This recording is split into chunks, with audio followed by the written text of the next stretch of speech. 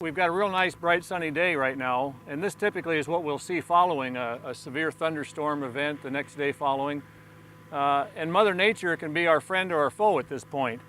When we see damage like we have here today, broken off plants, bent over plants, and leaf defoliation, the recovery really depends on the environment, and some of it's genetics, but really how the environment interacts is what's going to drive how quickly or if this plant's going to recover.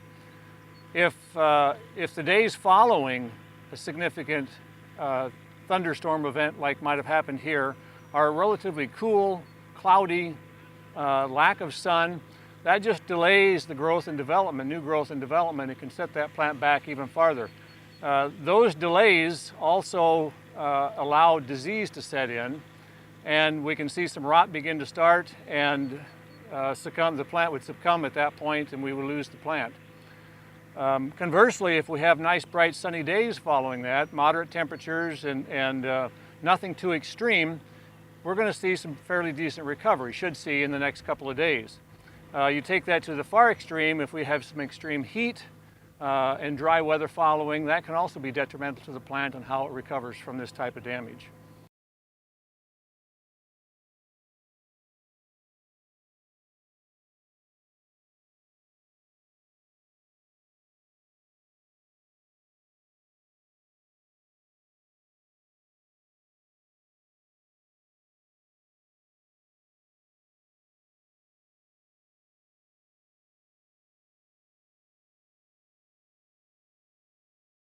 We're 1 week following our simulated hail event, looking at this small corn. This was about V2 to V3 in vegetative development about a week ago when the damage occurred. We're now seeing corn that has progressed to about V4, and we're looking at some of the damage. Much of the damage that we see on these couple of rows here, again, just lower leaf damage and some leaf loss and defoliation. But the critical things here that I see are some of these plants that are tied up like this. And as I mentioned in the last segment, the saps in the plant that ooze out on the damage a lot of times act like a glue, and they can hold the leaf whorl together to where it's very difficult for the new leaves to emerge out of the whorl. Now, a single plant like this or a few sporadic plants throughout the stand, not a big issue. The other plants can compensate fairly well for the loss of those plants.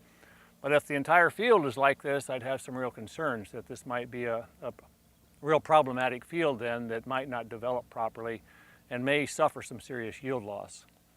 Other than this, the plants in this simulated area look to be recovering fairly well with just a few sporadic plants that have some tie-ups. There were a few that were cut off at the ground. Question being at that point, a small plant growing point below the ground still, will it recover? And what I'm seeing is a lot of those that were cut off did not recover.